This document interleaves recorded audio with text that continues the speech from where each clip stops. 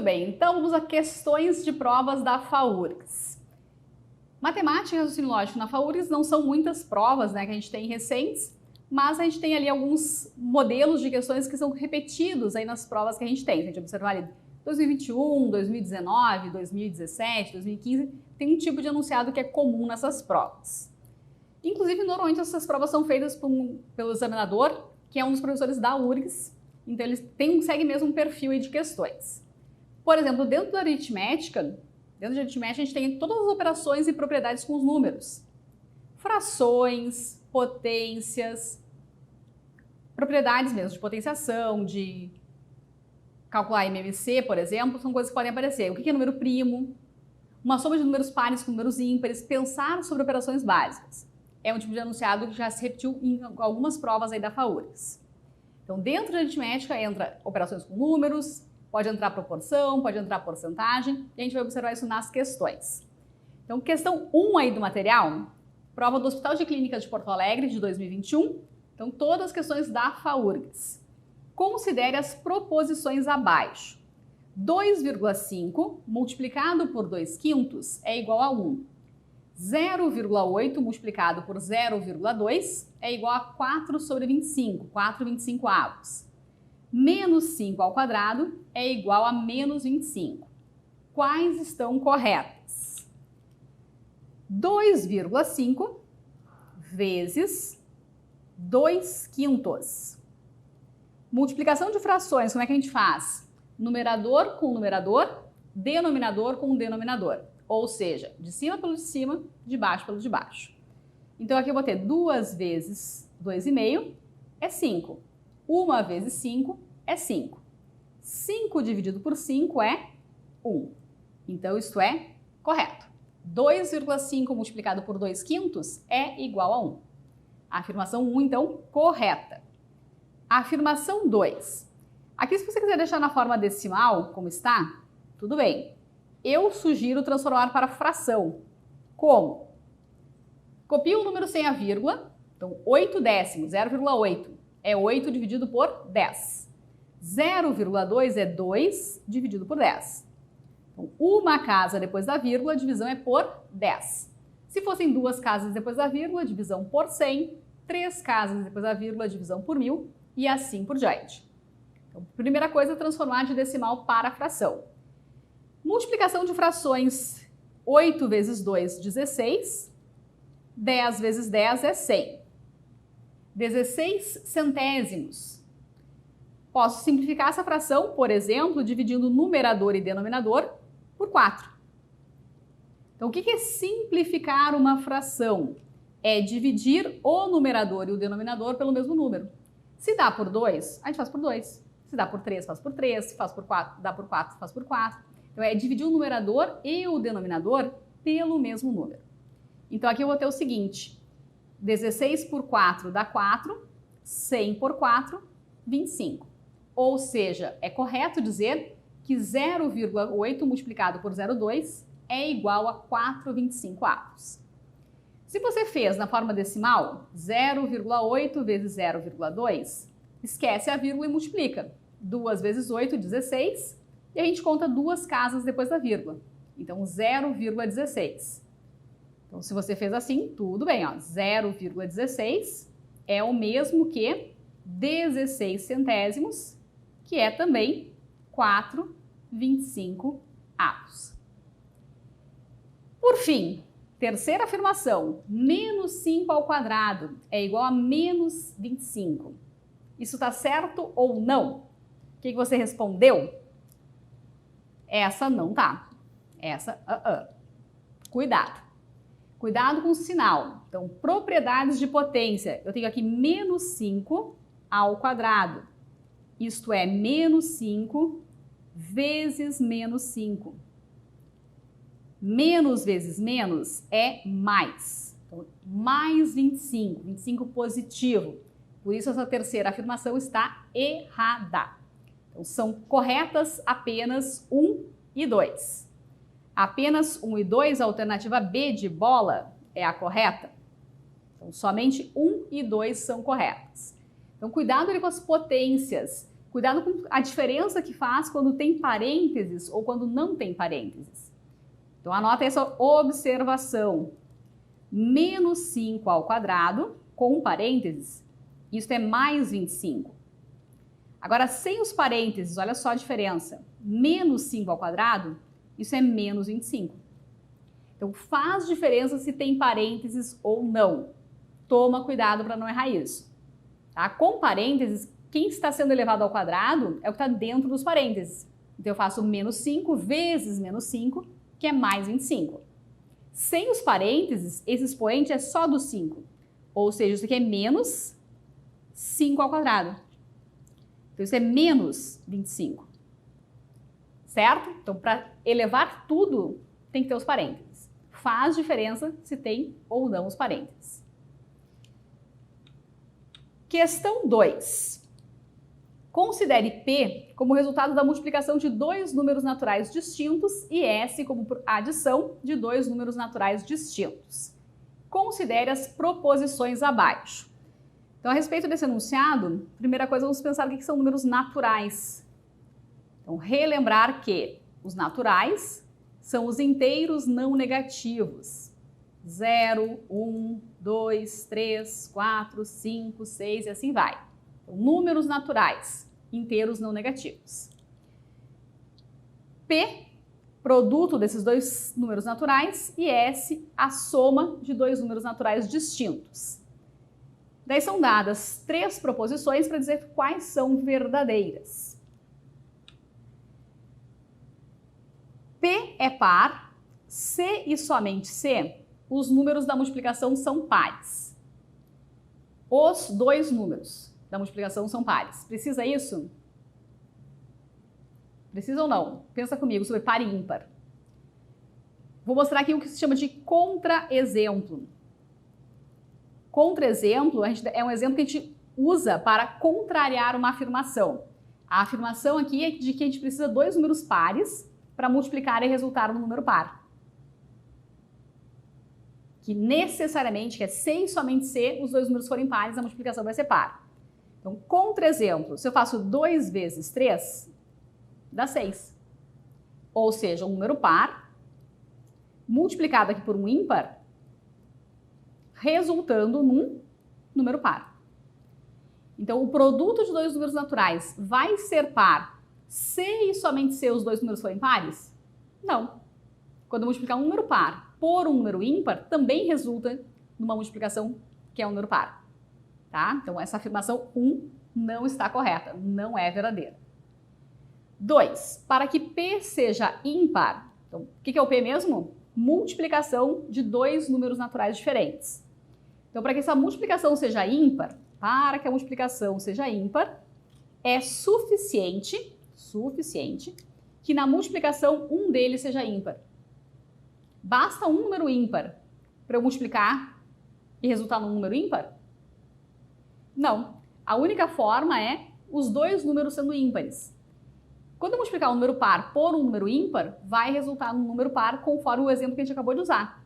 Então, isso é falso também. Vou botar aqui, ó, contra-exemplo de novo. Contra-exemplo. Um número par multiplicado por um ímpar vai dar par. Tá? E aqui a afirmação era de que o produto seria par, seria suficiente que um dos números fosse ímpar. Tá? Para o produto ser ímpar, bastaria um número ímpar. Não basta. A única forma da multiplicação resultar num número ímpar, tá? O correto aqui seria o seguinte, só número ímpar multiplicado por ímpar mesmo, tá? Ímpar multiplicado por ímpar, e isso vai resultar em ímpar. Todos, tá? Todos os números que forem multiplicados, ele tem que ser ímpares para que o produto seja ímpar. No que a gente multiplicar por um número par, o produto já passa a ser um número par, certo? E a terceira, S é par, o que é o S mesmo? A soma de dois números naturais, tá? Conforme anunciado, ó. O S é a adição, a soma de dois números naturais. Então, esta soma é par, se e somente se, os dois números da adição são pares. Por exemplo, 2 mais 4 é 6. Fechou, número par somado com par é par. Só que está escrito C e somente C. Só nesse caso. Só quando eu somo dois números pares resulta num número par? Olha esse outro exemplo.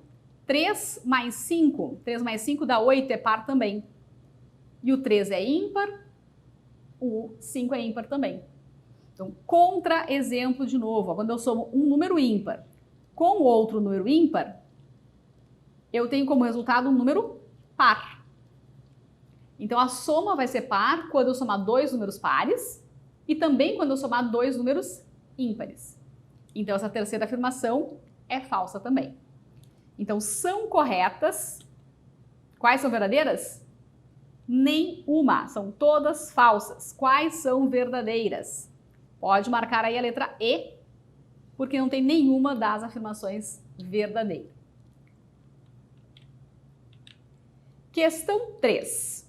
Considerando que uma hora equivale a 60 minutos, 3,2 horas equivalem.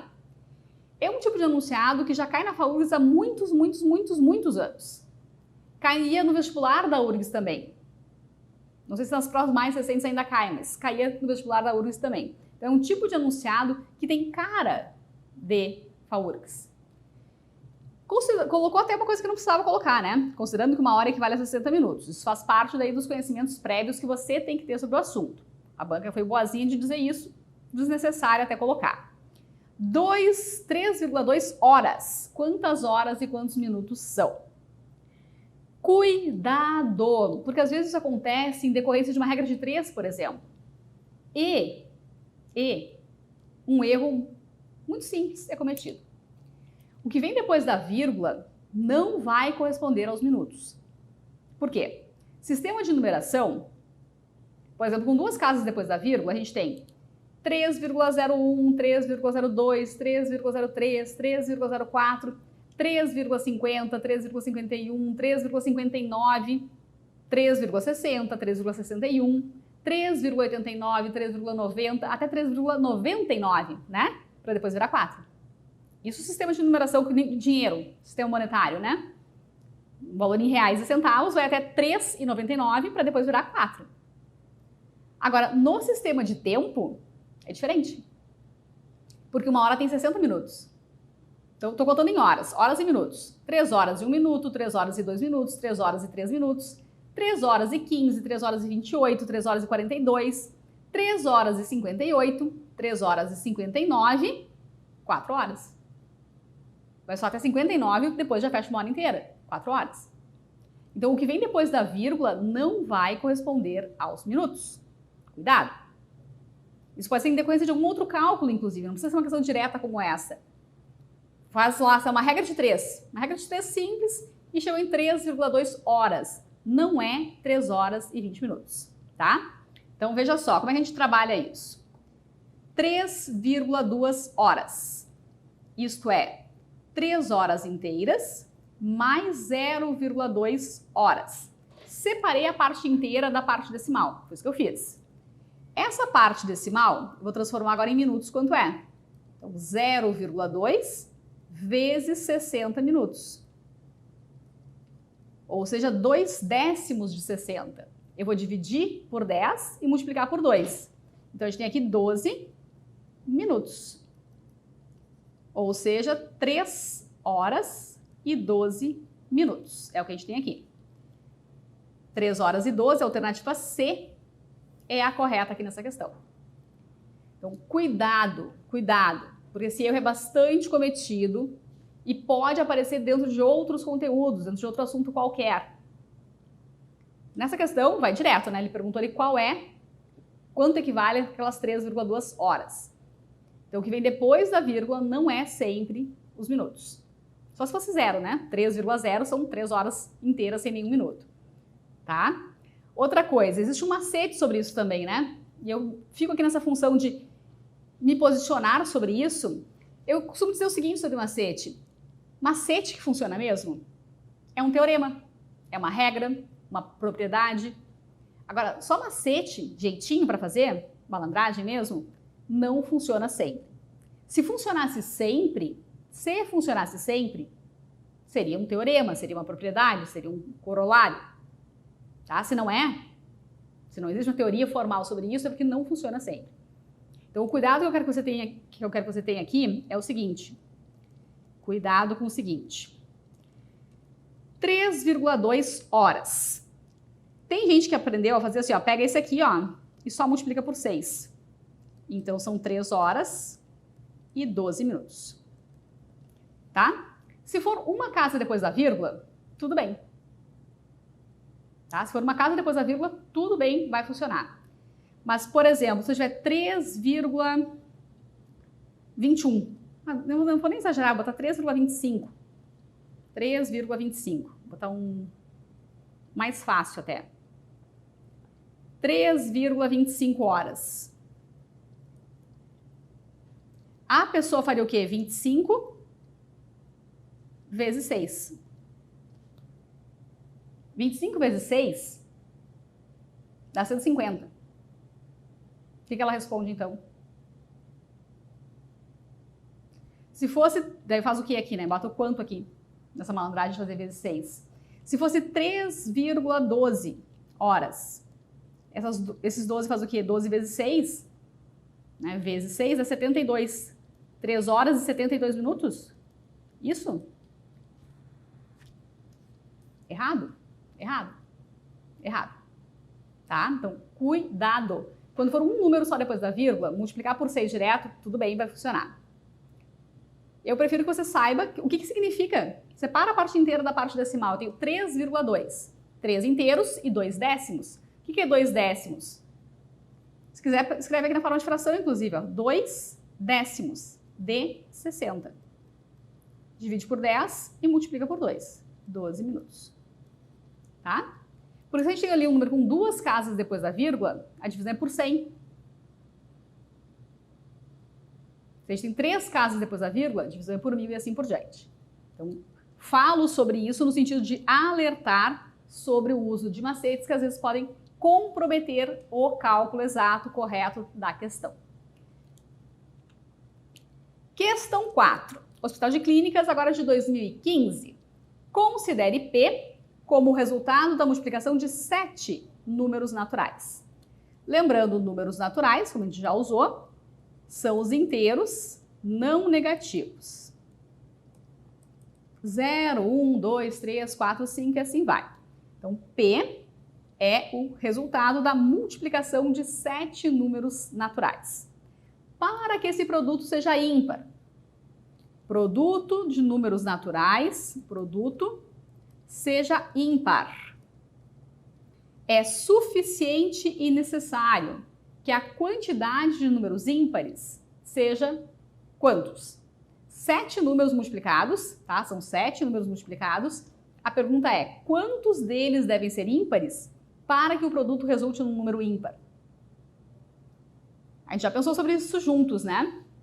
Naquela questão que falava de 2 números naturais multiplicados, o que eu mostrei? Que para a multiplicação ser ímpar, para que a multiplicação seja ímpar, eu tenho que multiplicar número ímpar por número ímpar. Daí resulta em ímpar. Quando eu multiplico um número ímpar por um número par, já vai dar par. Então, o que acontece? Eu tenho 7 números.